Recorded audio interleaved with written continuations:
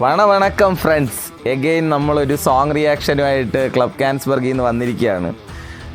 വർഷങ്ങൾക്ക് ശേഷം എന്ന് പറഞ്ഞ പടത്തിലെ നമ്മുടെ ഒരു പുതിയ പാട്ടും കൂടെ വന്നിട്ടുണ്ട്. പ്യാരാ മേരാ വീര.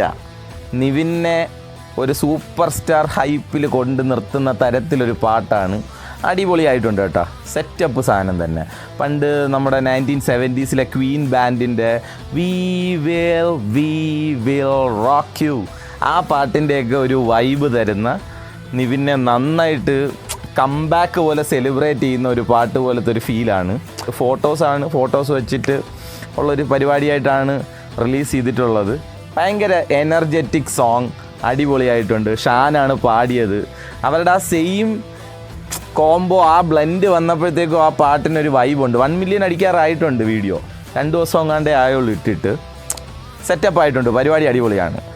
എഗെയിൻ വർഷങ്ങൾക്ക് ശേഷം എന്ന് പറയുന്ന പടം വീണ്ടും നമുക്ക് ഓരോരുത്തർക്കും ഓരോ ദിവസവും പൾസ് ഇങ്ങനെ കയറ്റി കൊണ്ടുവരാണ്. ഓരോ ദിവസവും ഓരോരോ പ്രൊമോഷൻ ഇൻ്റർവ്യൂസ് കാണുമ്പോൾ ഭയങ്കര ഒരു ഹാപ്പിനെസ് കൂടി വരികയാണ്. മലയാള cinema is in A very peak form. എല്ലാ പടങ്ങളും ഹിറ്റാവുന്നു. ഈ വിഷു റിലീസിനുള്ള എല്ലാ പടങ്ങളും നല്ലൊരു ലൈൻ ഓഫ് പടങ്ങളാണ്. അപ്പോൾ അതുപോലെ ഈ പടവും ഹിറ്റാവാനുള്ള സാധ്യത വളരെ കൂടുതലാണ്. പ്രിവ്യൂ ചെന്നൈയിൽ കഴിഞ്ഞ സമയത്ത് വൈശാഖ് വിനീത് ശ്രീനിവാസനെ കെട്ടിപ്പിടിച്ചു എന്നാണ് പറയുന്നത്. പ്രിവ്യൂ കഴിഞ്ഞിട്ട് തിയേറ്ററിക്കൽ ജഡ്ജ്മെൻറ്റിൽ വൈശാഖിന് വളരെ ഹൈ ക്വാളിറ്റി ജഡ്ജ് ചെയ്യാനുള്ള ഒരു ഫീൽ ഉണ്ടെന്നാണ് എനിക്ക് തോന്നുന്നത്. കാരണം ജനിച്ച കാലം മുതൽ ശ്രീകുമാർ, ശ്രീവിശാഖ്, ന്യൂ തിയേറ്ററൊക്കെ കണ്ട് വളർന്ന ആളായതുകൊണ്ട് ഒരു തിയേറ്ററിൽ വരുന്ന പൾസ് 100% മനസ്സിലാക്കാനുള്ളൊരു കഴിവ് വൈശാഖിനുണ്ടെന്നാണ് ഞാൻ വിശ്വസിക്കുന്നത്. അതുകൊണ്ടായിരിക്കണം ആ ഇമ്മീഡിയറ്റ് പ്രിവ്യൂ കഴിഞ്ഞ ഉടനെ വിനീതിനെ കെട്ടിപ്പിടിച്ചത്.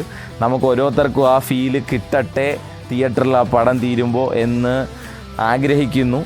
പടം നിങ്ങളെല്ലാവരും തിയേറ്ററിൽ പോയി അടിച്ചു പൊളിച്ച് സെലിബ്രേറ്റ് ചെയ്ത് കാണുക. ഞാനും അത് വെയിറ്റ് ചെയ്തിരിക്കുകയാണ് OTT റിലീസിന് വേണ്ടി. OTT വന്ന ശേഷം ഞാൻ ക്ലബ് ക്യാൻസ്ബർഗിലിരുന്ന് കാണാം. Okay, thank you so much.